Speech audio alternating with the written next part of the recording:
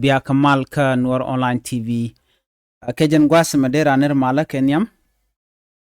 De teach de kanano mi jirama jidit. Ki paji jikin channel me de tejen o jin nywaga kanasen kokien. Ko de lertin kon ten lat ka gatung ten nas de kan kula shub gwasen ten gor kon ke de ko ten. An ler balinga jen gwas me. Shala de no cha kwar cha janak re wich ka biyay. Ketika kuma sa Sudan kaman na kwara mo jero jadan bana kwen kejen gwasme de jite jino jin nywaka nasin kokien ko bler bi kulo shob gasen ten kontin wagaten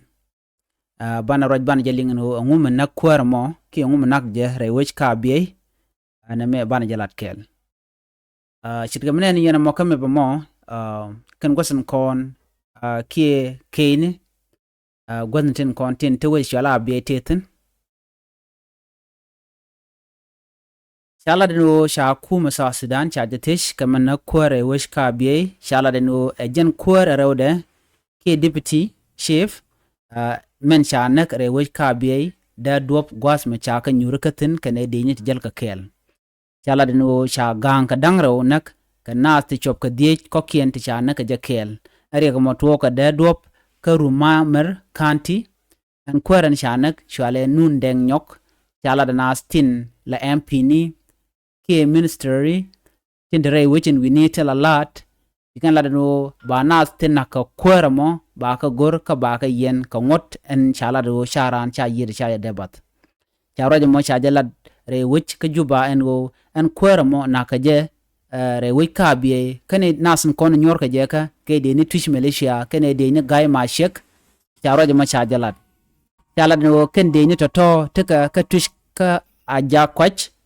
wajan gwasadan en leri kama leri roletin kan de ti chala do kan take tin midit kama nan shor lat men chu kwara mo shijenak re wechen wini cha kulla de kuma ki kuma sa Sudan der man dan nek kwara mo der jagor ka de jakap ka ngotin konde nyodo charan chaje de nak cha yir cha de nak cha jala nas ko kena kontin la ladba re wechen wini ano en kwere ro na me chala do jen kwatar geneje ki ram gor keneje en ba jelet ka duor cha jala di nono jen do badan en chala do ken jen ga turbil kan wini chwaga chu peten kan nasin kone cha gwan wa tush malaysia ki de ni tush kene de ni gay ma shek chala do kan nasin kon tintekatet ka liya kwarama ko kor gwa se chuwe cha gay ma shek cha de ni ka cha ga shagaka chala do ka kor gwa se dane cha ok cha ko page ka biye chala do te gay ma shek ti de ni ka te ga titin ko shikan nas shikan ka lok ka shop ke kudang diok wide kudan wide jendan die to kude ko jendan die chala do shikan nas ro shikan ka lok ka shwa ok to shwa ko je ka kore kan ok to shop ka kudang wan shwa ko je alo telemi tele rama me tele je titin en gay ma shek antem chiraje me chele ne ben ba nyoko no Chitfish Malaysia kene de ni gay ma shek ka nasin kon tinde kwar ke deputy kwar rawde re we ka be ni nun den nyok chala do kan dong de yede da badane ko cha ka nyurka da dop ala abiye kan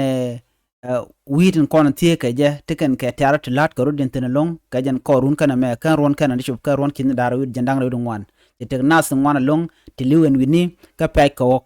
na me korte tin ni shang shi jen shang anyam